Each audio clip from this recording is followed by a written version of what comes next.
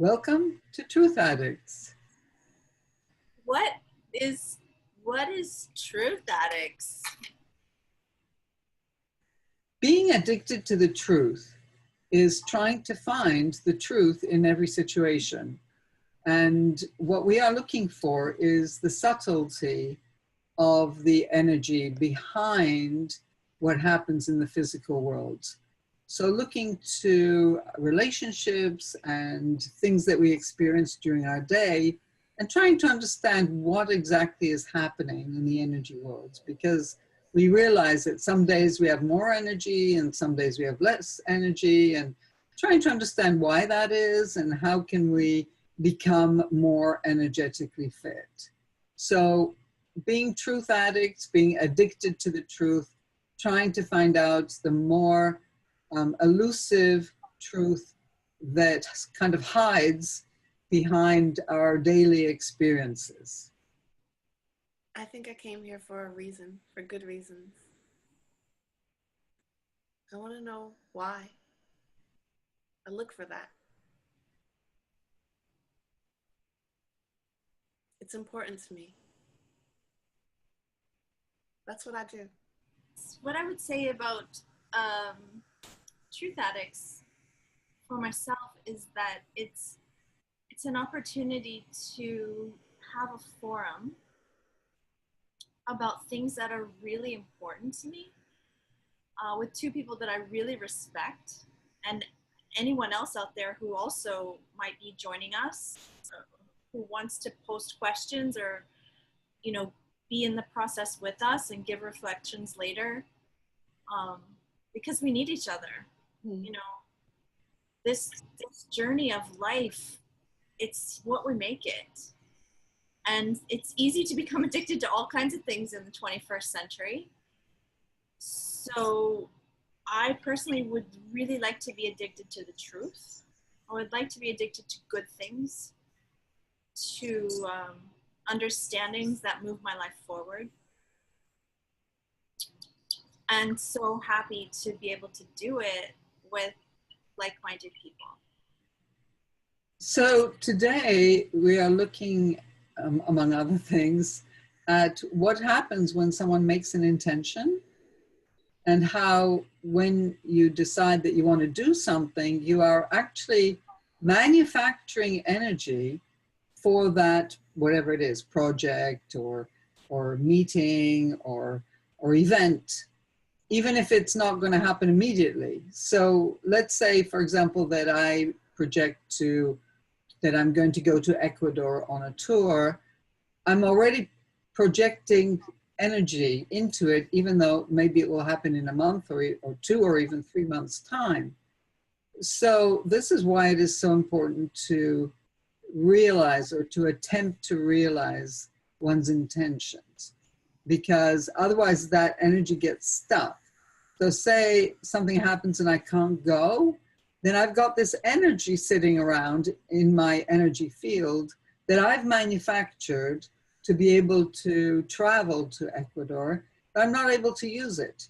So knowing that, I can find ways to use that energy so that it doesn't just kind of rot, so to speak. Not that energies rot, but that they kind of go off, and make it into something positive. So maybe I'll do a little research on Ecuador for a future time. Or maybe I'll meet with somebody who is going to go with me and we'll talk about it, or we'll plan something else. So it's really important, even if you can't fulfill an intention, to make an effort to do so, or to use up that energy. I think that is such an important lesson. It certainly helped me in my life when I was unable to fulfill various intentions, which happens. It's life. Things come to prevent. And it's a very useful understanding about energies. I've thought of the importance of fulfilling one's intentions before, but I'd never considered the fact that you must try to use up that energy, or try to give that energy outlet or release. That's a new idea to me, and it makes a lot of sense. Um, the way I come up against intention and realization is I like saying yes to things. So I find that sometimes I say yes to too many things, more things that I can actually do. And then that causes, well, it causes you to not keep, you find yourself telling people, oh, I said I would do that, but I can't. That's a horrible feeling. And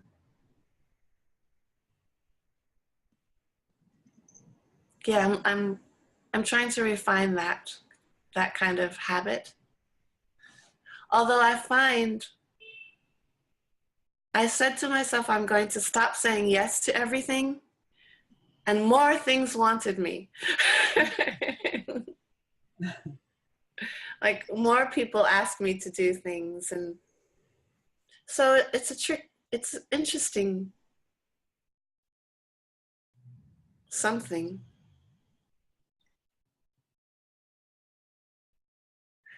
But it takes some care and some discipline. And also it takes knowing what you really want. There's this woman that used to say, remember what yes feels like, because not everything that we say yes to, we really want. So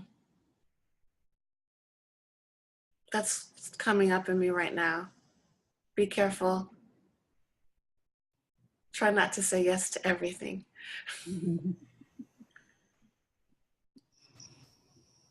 The topic of intention and realization for me is, well, I think for everyone, it's such a big one because really it's what we are.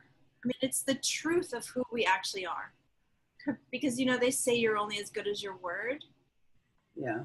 And I mean, imagine the kind of person that you are if you go around and you spend your life making a whole bunch of intentions and fulfilling nothing. People would just say like, well, you're nobody. Like, you know, you can't trust them. You can't rely on them. And that, I mean, that's the big end. And everybody goes, oh yeah, of course, you know, somebody who doesn't fulfill any of their intentions, they're not worth your time and energy. But what I find is that in today's world, it's a big issue because there is so much to say yes to, like we were talking about. And I know for myself, like I find that if I get going so fast, and if I'm not very conscious to slow down and think about my decisions, what I find is things start to slip, and then they start to slip a little farther, and then they start to slip a little farther.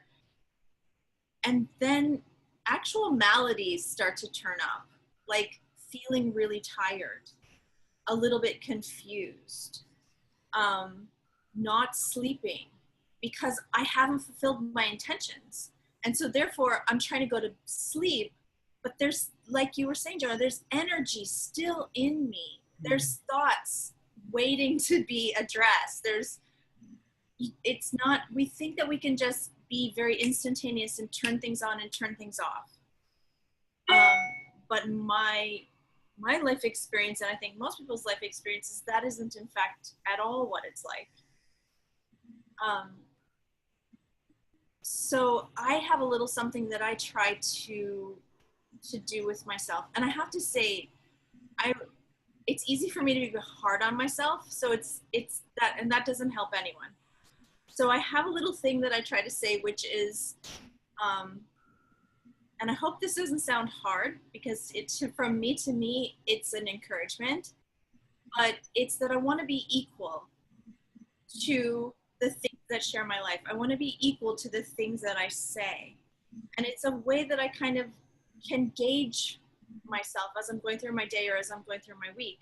Like I often think about my dog, Avi, And I think to myself, am I equal to the love of my dog? Am I equal to his loyalty and to all the ways that he has dedicated his life to me? And it's such a good thing to do. It's such a simple thing to do. But every time I think to myself, am I equal to the love of my dog? The walks get a little longer. You know, I remember that bone, which his teeth need. And it's really, again, you know, I think we've talked about this before, but just the importance of understanding a process. So we have an idea about the concept of intention and realization and how important it is. And then I think as conscious people, as intelligent people, then the job is to figure out what is your personal process going to be to make that happen. I would love to hear if either of you have a personal process or some kind of a way that you call it over to yourself about fulfilling your intentions. Well, I think going back to what Dina was saying as well, it is so important not to say yes to too much that you can't handle, because then you disappoint other people and you disappoint yourself as well. And then that can be the beginning of other problems like self-worth and self-respect. So I think learning to say no is really important, and being able to do it in a way that's not offensive and that is in line with what you can and cannot do. So behind that, it's knowing yourself and knowing your energies, because I think we like to please, especially women, like to please, like to do good things, like to say yes to everything. But sometimes you've just got to have time for yourself, and you've got to be able to say no. So it's a constant learning, actually. I think I'm better at it now, more able to know how much energy I can allocate to different projects or requests from other people.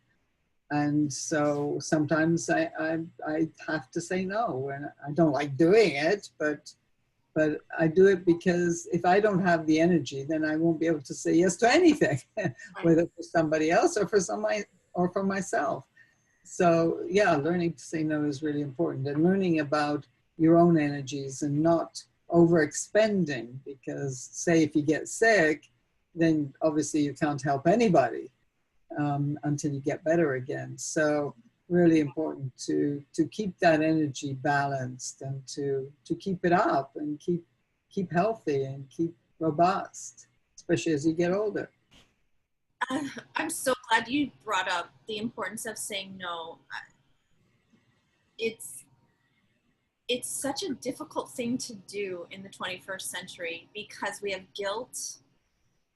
I mean, guilt is rampant, and we have, you know, oversensitivities, and we have overinflated egos.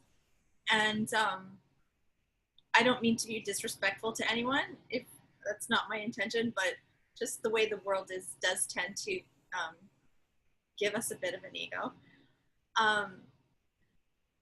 And I find that saying no is a tremendous skill. And it's definitely something that I know that I work on constantly. I love when I see it in others. I'm always so impressed with someone, especially if it's clean. It's not just to go around and say no to everything. It's to, I think, again, it pulls on the necessity to have a reasoning process in yourself about having a strong no, and why you want to do it and how you want to do it and what else you want to have in place, like a little bit of care and consideration so that it doesn't come off too sharp, or a bit of, you know, the willingness to share your reasoning process with people so that they can have understanding. Although sometimes the best no you can have is just no. You don't need to share everything. I think that also can kind of feed into that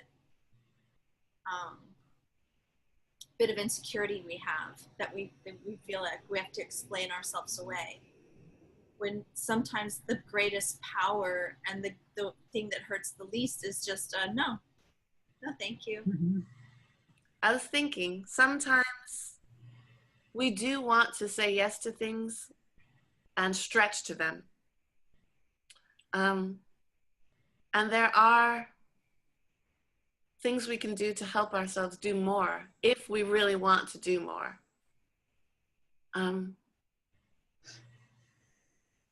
Now, I'm thinking as I talk, but the first thing I thought is to really know why you want to do something or why you don't want to do something, your own reason.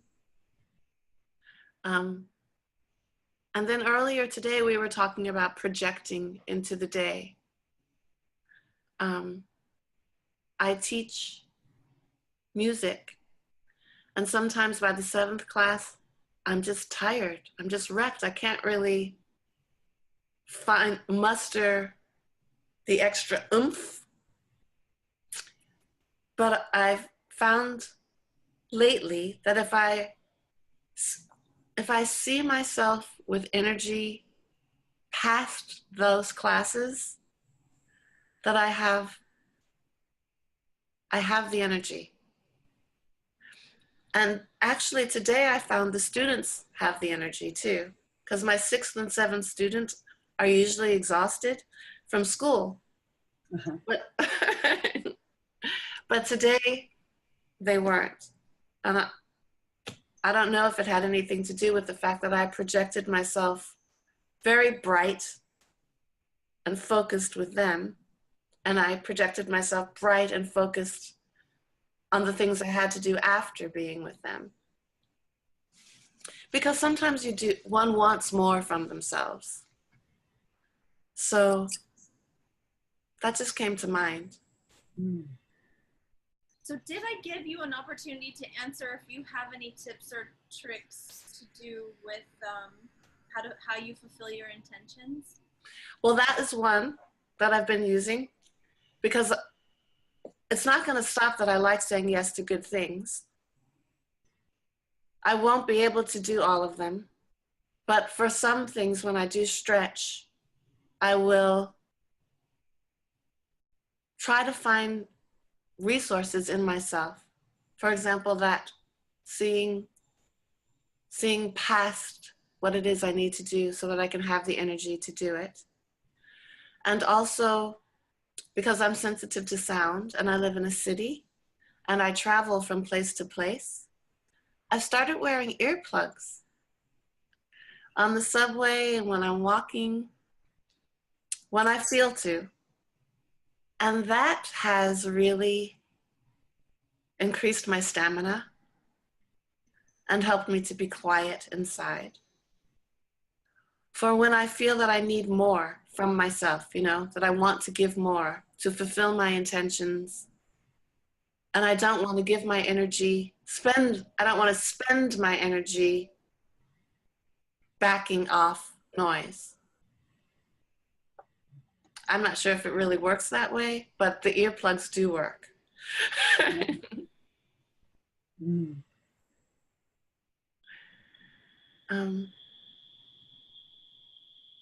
And yes, learning to say no. I have a tip, and that is from time to time to take an intention day or half a day or even just a few hours and try and fulfill all those little intentions that happen on the way that you haven't fulfilled. And I'll give one example. It's like opening a drawer and it's kind of messy and I'm going to have to clean this up. But you don't have the time. You close the drawer and it gets left yet again. And then the next time every time you open that drawer, you meet that unfulfilled energy that you had that you're going to clean it up. Or another one is, I'm going to write to my auntie. She's not well and I really want to write to her, but I don't have the time now. This is an example of, I took an intention day. I used to live in Toronto in Canada, and I used to drive by this sculpture of an angel. And every time I would drive by, I would think I must photograph that angel. because I was writing a book about angels. So I thought it would be really nice to have that as an illustration. So in my intention day, I actually drove to the place, parked the car, got out and took the picture. So I fulfilled that intention. Actually, there were a few of them around the city. So I went around and did all that. And I must tell you that at the end of that day, I felt so energized. And there's just no doubt in my mind that fulfilling those intentions gave me that energy that I had allocated to those things, and I'd never done them and never fulfilled them. And it was sitting there and I got it back. So I really do recommend that, from time to time. Just make a little list as your intentions come up and you really want to do something. I need to paint that cupboard, or it would be nice to have flowers over there, and just do it. Take a day, and if you can, and just do it, like Nike says. So yeah, that is, I think, a good thing to do for oneself, for one's own energetic well-being, I'd say. That is brilliant. That is brilliant. That is brilliant, what you've said. I'm going to start having half intention days. And it also reminds me that my to-do list doesn't say to do. It says can do, my can-do list. So that I don't, so that I know that it's not something that if it's something that doesn't have to be done right this day. There actually are some must-do lists that must be done.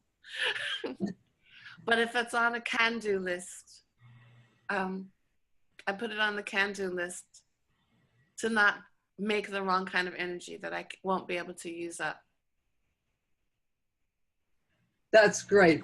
That's great, because otherwise when you look at your to-do list, you might be looking at your failures. Oh, I haven't done this, and I haven't done this, and I haven't done that. Whereas I love that, can do. I never heard of that, but I think that's a great idea. Thank you. As you're saying that, it just brings to mind there's a woman that I work with. I'm an independent contractor, and so I work with all kinds of people. And there's this one woman that I work with, and she is the most can-do person I've ever met. In fact, I'm constantly asking her to write a book. Her name is Betty, and I want her to write a book called The Betty Factor because she has a way of, like, if she tells you she's going to do something, there's not a doubt in your mind. You know for a fact that it's going to be done. You can trust it, and it brings such settlement for anyone that deals with her that you never have to worry. You don't have to worry if she says she's going to leave something for you. It's going to be there. If she's mailing you a check, you're going to get it in the mail within days. And what an incredible service. But the other reason why I wanted to write the book is not only does she do what she says she's going to do, she has a way of making it seem so easy, so effortless. Like it's not a big deal, which has always made me think that, with practice, it just gets easier and easier and easier. And so also the other thing I have to say, I'm not sure if this counts or not, but I think so, is that she's always happy. She's always got such an incredibly good attitude about whatever she does.